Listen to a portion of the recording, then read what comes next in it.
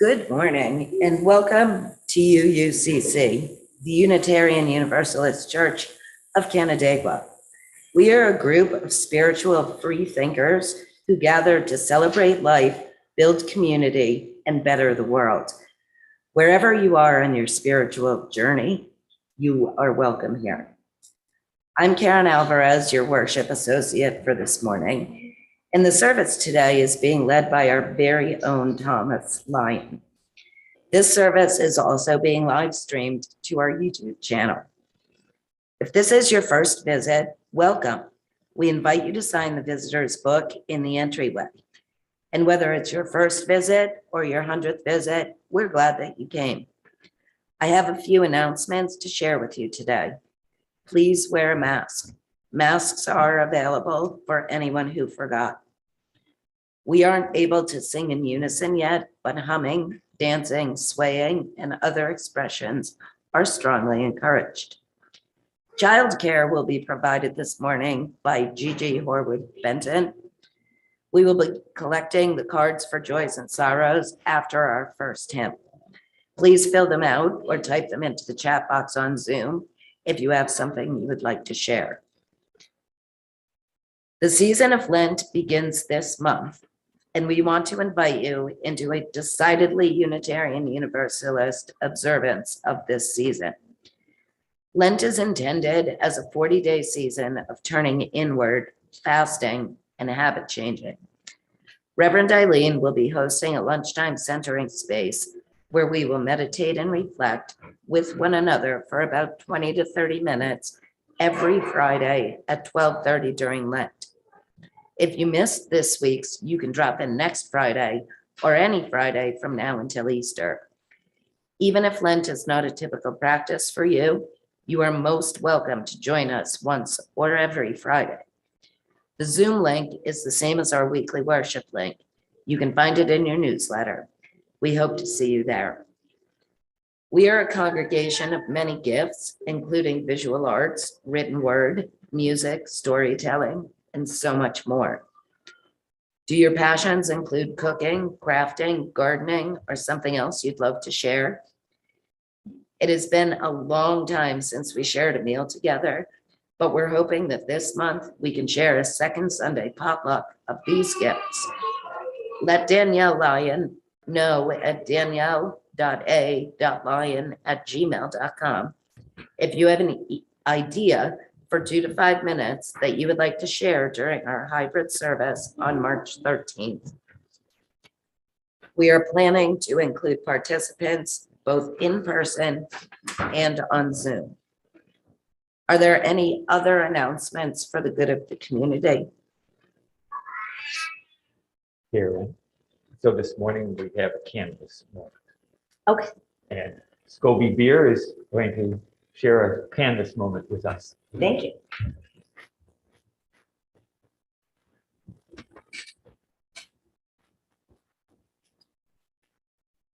God, it's great to be here. And this is a new perspective. I haven't done this in a long time. It's wonderful to be back. I'm Scobie. And when I first came to a service here, maybe close to 20 years ago now, I didn't know that I was looking for a church to go to.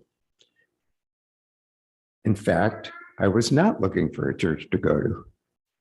I had come to hear a presentation that interested me. And in the wake of coming that day, I realized that there was something here that I was unconsciously looking for at that moment in time, and that was community. And not just any community. What I found that day and what I continue to find, and indeed have grown into so that I too am a part of that community now. There's a thought. Is a wonderful community of welcoming souls of good heart and mind, generally non-dogmatic, circumspect, and generous. In this community, I have always, from day one, felt encouraged to share fully of myself and my own gifts. And that was especially encouraged by Carl, our minister of years ago. I felt a very special connection to Carl, and he nourished that thought in me.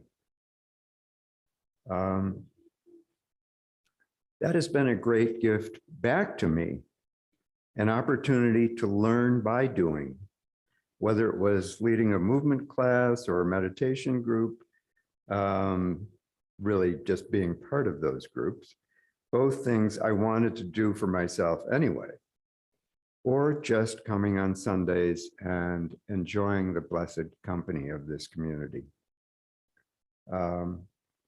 The deep friendships that have grown over the years have been tremendously supportive and gratifying to me.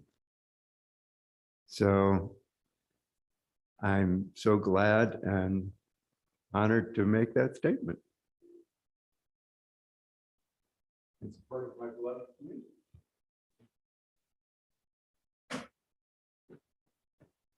Thank you. Do we have any other announcements? As we prepare to be fully together, I remind you to silence your phones and devices. We now enter a space of worship.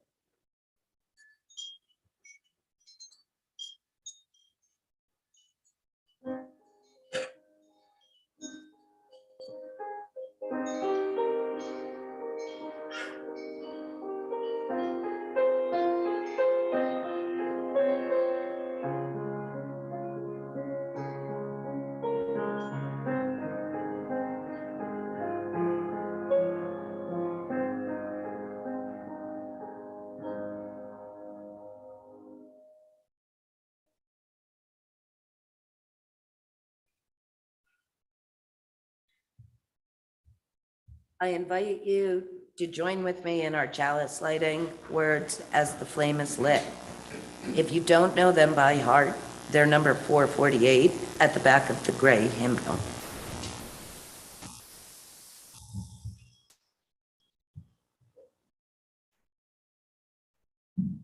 We gather this hour as people of faith with joys and sorrows, gifts and needs. We light this beacon of hope, sign our quest for truth and meaning in celebration of the life we share together.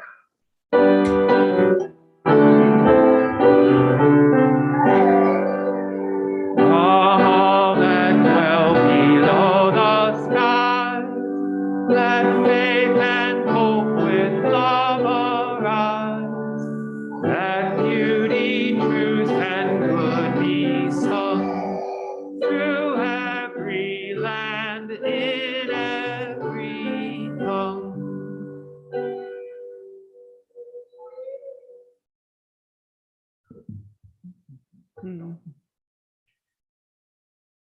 Hello, I'm Thomas Lyon. For those of you who know Danielle and I, this may come as a little surprise, but the opening words are going to be taken from a song by Dar Williams, lyrical narrative, slightly modified and then more modified as time went on. But it speaks to the reflections on the interconnected web of life as we work through this pandemic, through weather disasters, yet another global crisis. So it's Mortal City. She never should have rented this apartment in the Mortal City. The cold comes through every crack she puts her hand up to. The radiator's broken. She has to use electric heat. Tonight was the first night with was the first date with the brother of a guy she worked next to. She asked him up for dinner. Tonight was that night. The radiator gave updates of an ice storm as she made dinner. They said, from all the talk, you shouldn't drive or even walk. This just in, we are asking everyone to turn off their power. They need it at the hospital. She ran around, unplugging everything. Then she called him up. Maybe now they shouldn't meet. He said he would brave the heat. Street, rather. She met him at the door with a blanket and a candle, saying, I heard it on the radio. I had to turn off the power. They said they need, he said, you're not the only one. The streets were dark tonight. It was like another century with dim light, the candles lighting icy trees and the clouds covering the moon. She said, what kind of people make a city where you can't see the sky and can't feel the ground? I tell you something, I have this feeling that the city's dying. He said, the city's not dying. It's the people who are dying. She said, yes, people are dying and no one cares. We have all this technology. Our dreams were bold and vague. But one city got bad planners. One city got the plague. He asked, why did you move here?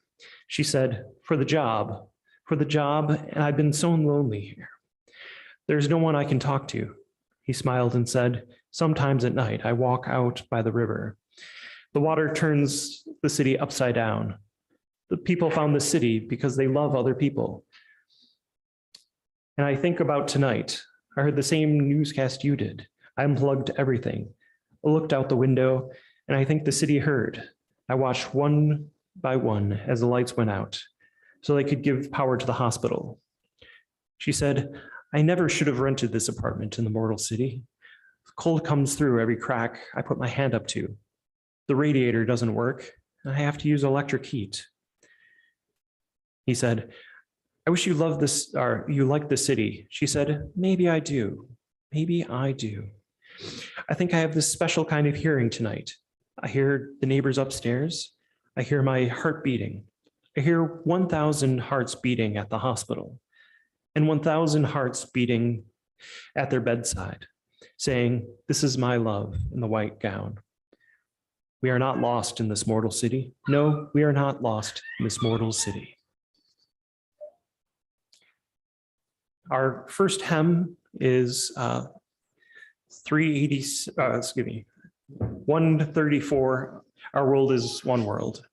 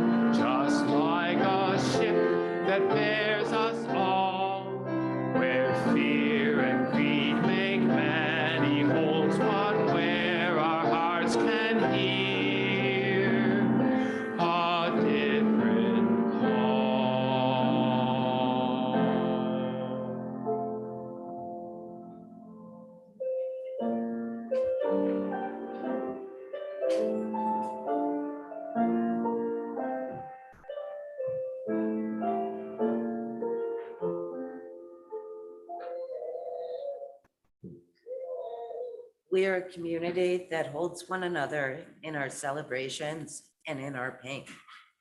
We welcome you to share your joys and sorrows by writing them down on a card you found on your chair and placing it in the basket when it comes by you, or by typing in the chat box in Zoom. We know that whatever your heart is holding today, whether shared or not, we are with you.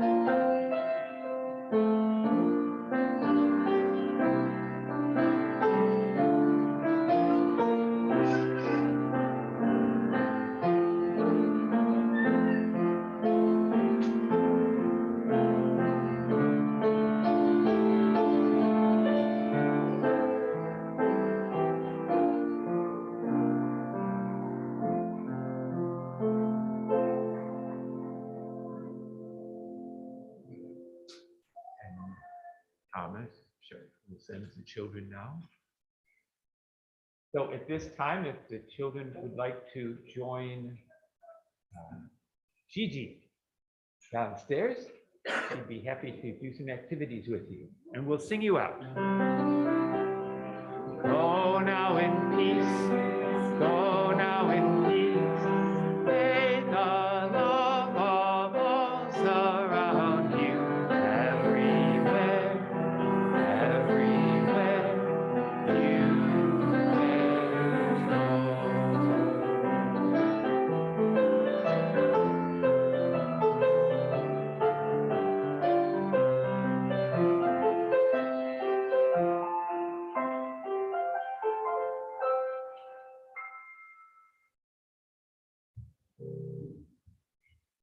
Now is the time in our service to join together in the spiritual practice of generosity. Our gifts support our church in its work. That work is summarized in our covenant. The covenant for UUCC says, in service of the values that unite us, we will recognize the inherent value of each person, foster a community of compassion and caring for all, value our diverse opinions, and engage respectfully in all interactions. 1/4 of our plate collection for the Moving Through Mud season goes to Women's Foundation of Genesee Valley, an organization with a goal to promote economic self-sufficiency for women and girls through grant making, education, and advocacy.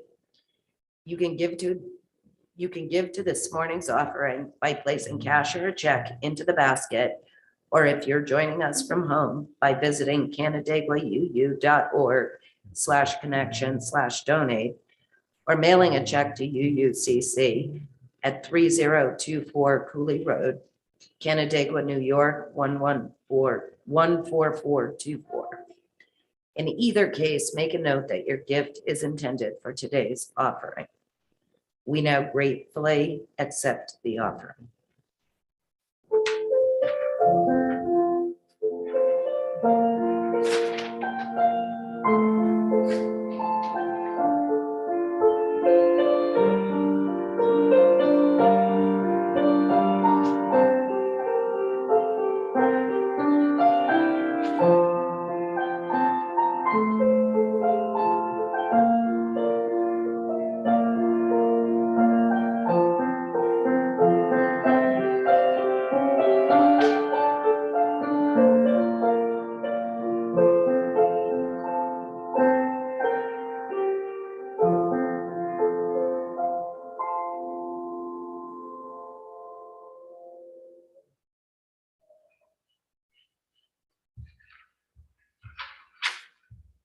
This morning, Michaela says, grateful for sun and planting a garden to share with family.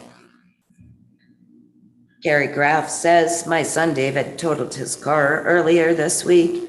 but he and the person he hit are okay. No injuries. Nancy and Bob share great sadness at the sudden death of Nancy's brother, Arthur. Thinking of Jack, Cortland Bradley's son, as he is going through radiation and chemo.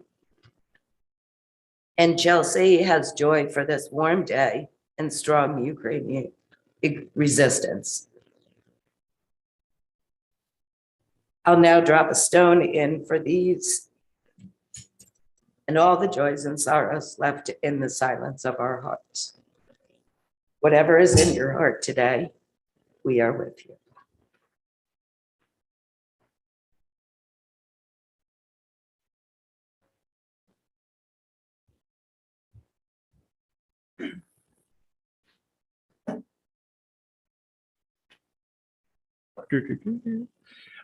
As we take a moment to sit in shared silence, I ask that you, if you're able to, kind of ground yourself, feet on the floor, get in a restful position.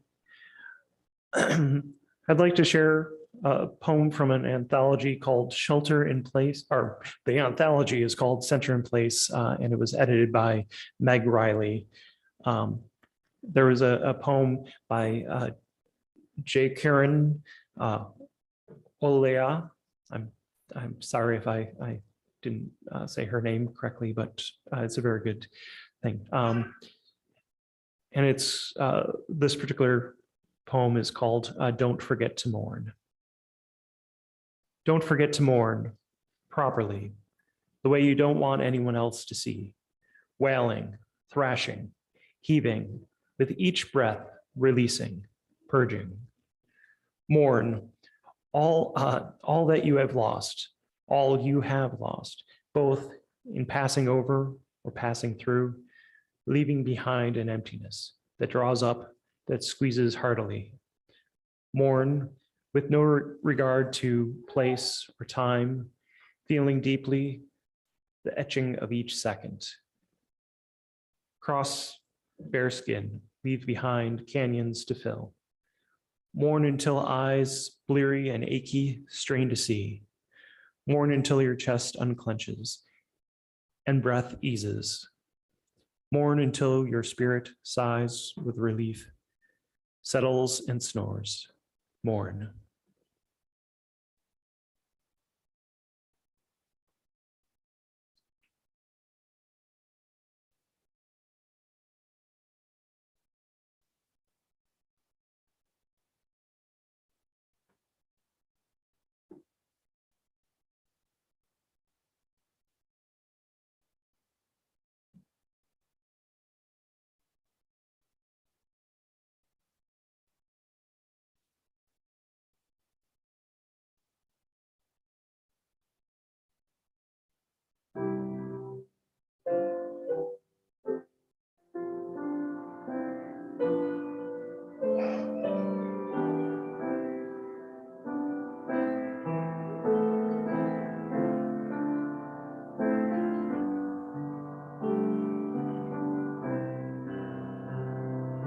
Spirit of life, come unto me. Sing in my heart all the stirrings of compassion.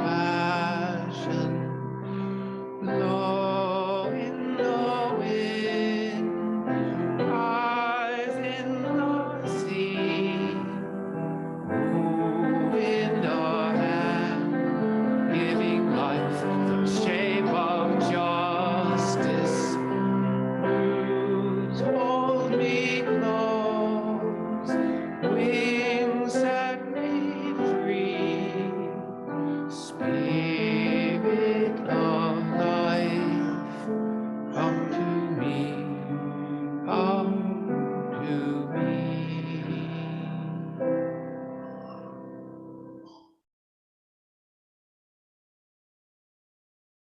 So I realized reading out loud what I had prepared, it's really kind of a downer, but I promise if you stick with me, it gets better. there is hope at the end of this. I hope. For the sermon, I wanted to start with another piece from the anthology Shelter in Place. In this one, Pastor Lisa Doege shares her reflections on life pre-pandemic and then as she transitioned into the early pandemic time. Her story is called Breakfast, Chaos, Bedtime. Very early on, as the pandemic took hold in the United States, I wrote the following schedule on the parsonage kitchen whiteboard one day. Breakfast, chaos, bedtime. I had, for the first 8 days or so of no school and 10 or more days of social distancing, been dutifully posting a detailed schedule of every day. I knew that both of the residents of the parsonage thrived on structure, as well as resisted it. I consumed millions of pieces of internet advice, suggestions, warnings, and ideas. I paid attention to what pastors and parents on the West Coast were saying about life further along in the pandemic than we were in the Midwest. I'd operated on the theory that it is easier to start with structure than loosen up than to start loose and try to impose structure later on. But that day, I just couldn't do it. I could neither predict nor decide what our day would hold, other than a beginning and an end and chaos in between. I'd done my best to hold the chaos at bay, but there was, even on this very day, as the Surgeon General said, Surgeon General of the United States was saying, it's going to get bad this week. A few days earlier, I had written the first significant lesson of this time for me is doing the right way no longer means following a recipe as written. The second significant lesson that I learned was that I must let chaos be chaos. Order and schedule would emerge. Order and schedule that I could neither impose nor conceive of in my pre-pandemic mindset. My job as a pastor, as a parent, as a person, is to let that happen, to trust that it will happen, and that to have faith that it will contain blessings beyond my limited appreciation. This is when I should have been writing an Easter or Passover newsletter column, when I should have been finding metaphors to remind us that our personal Good Fridays and Easters, personal Passovers and Exodus, come into each life. That the biblical stories grew out of a need to make sense of human experience, and that from being far from being imposed by external authorities, the holy days are organic and reflections of the celebrations of those lives and experiences. This year, instead of, I'll just say, there is chaos in the Easter story along with celebration. There is chaos in the Passover story as well as celebration. There will be celebration in our pandemic stories, along with chaos, when the time comes to make this time in our lives a story. So depending on how you want to count this, the start of the pandemic, was whether it be the first infection, the first case in the US, the first time a certain elected official realized that COVID was not just going to go away on its own.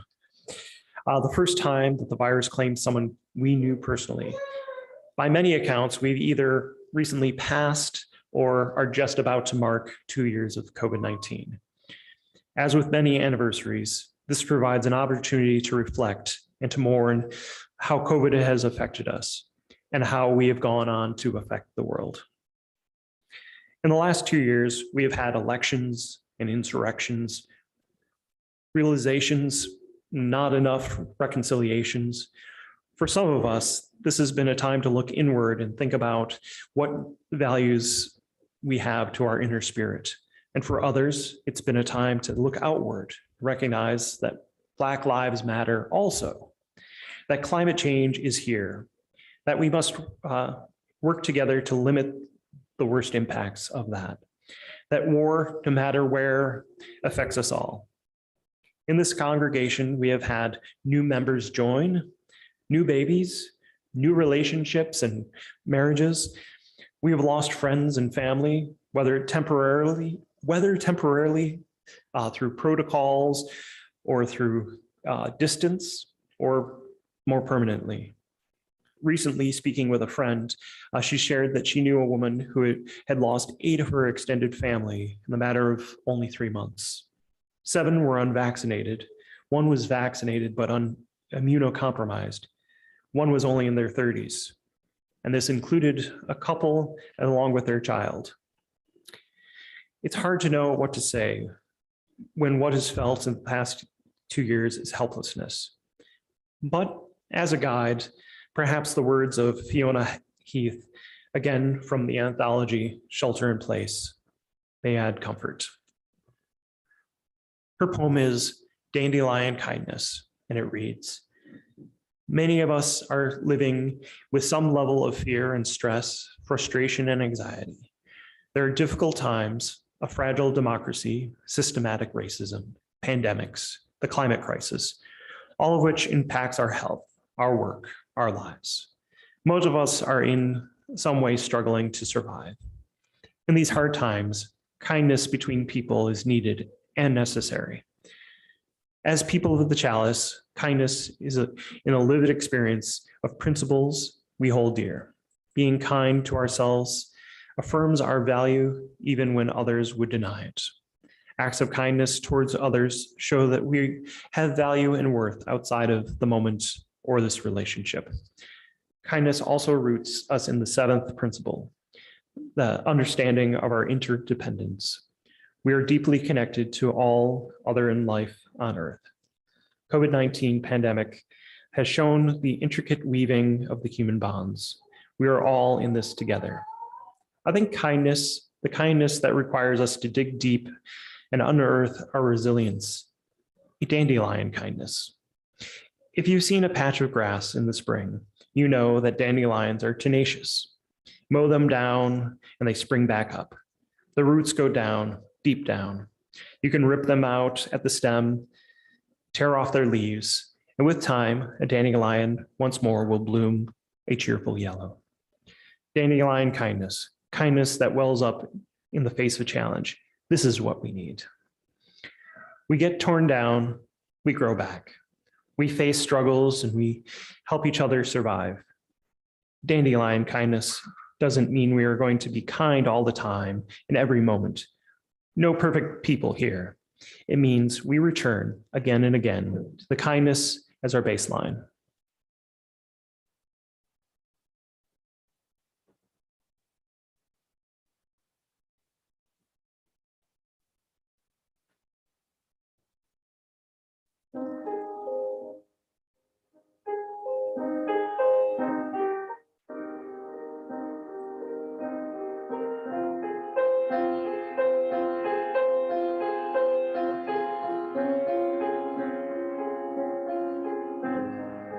You're the engine that makes all things go, and you're always in disguise, my hero.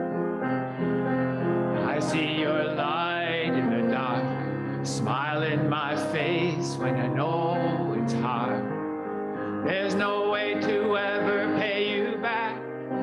Bless your heart, know I love you for that.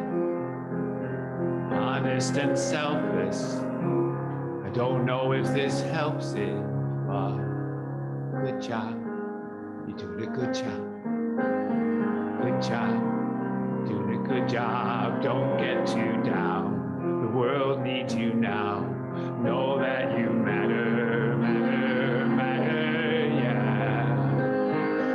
You're doing a good job, a good job. You're doing a good job, don't get too down. The world needs you now, know that you matter, matter, matter, yeah. 6 in the morning, as soon as you walk through the door, everyone needs you again. The world's out of order, it's not so sound when you're not around.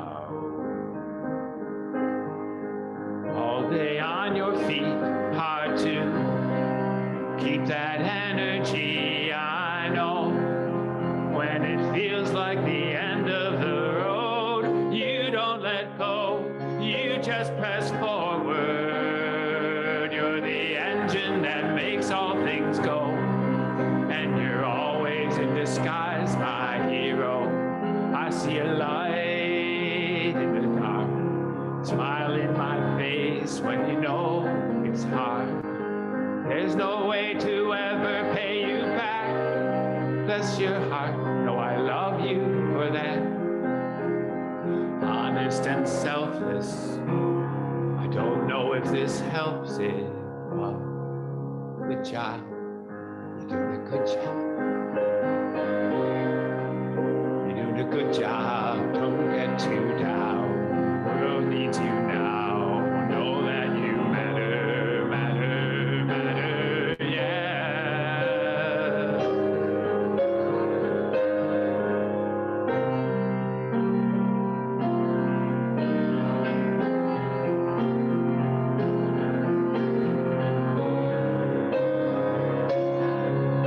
The mothers, the fathers, the teachers that reach us, strangers to friends that show up in the end, from the bottom to the top, the listeners that hear us, this is for you, you make me fearless. You're doing a good job, but don't get too down, the world needs you now, know that you matter, matter, matter, yeah.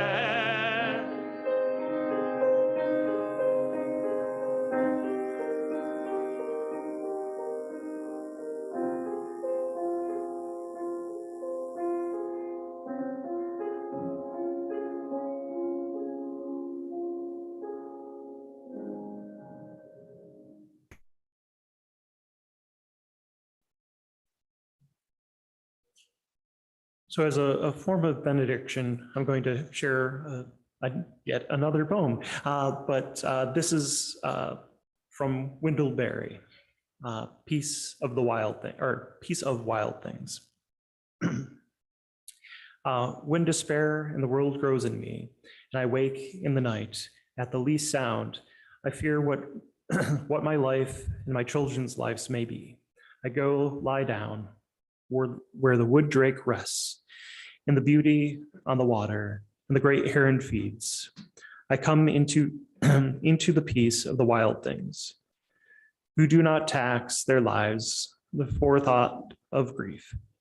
I come into the presence of still water, and I feel above me dry, blind stars, waiting for their light. For a time, I rest in the grace of the world, and I am free. Our closing hymn is 121. It is We'll Build a Land.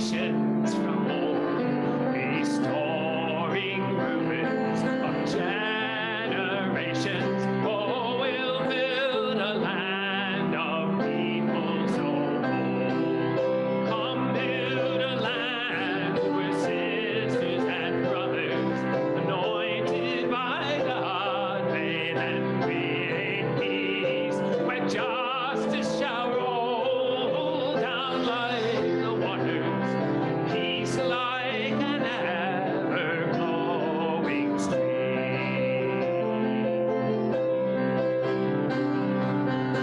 Come, build a land where the mantles of praises resound. Come, spirits, one fade and one's weak, where the oaks of righteousness stand her people. Oh, come build a land, my people we sing. Come build a land where sisters and brothers, anointed by God, may then create peace, where justice shall roll down like the waters, and peace like an ever-flowing stream.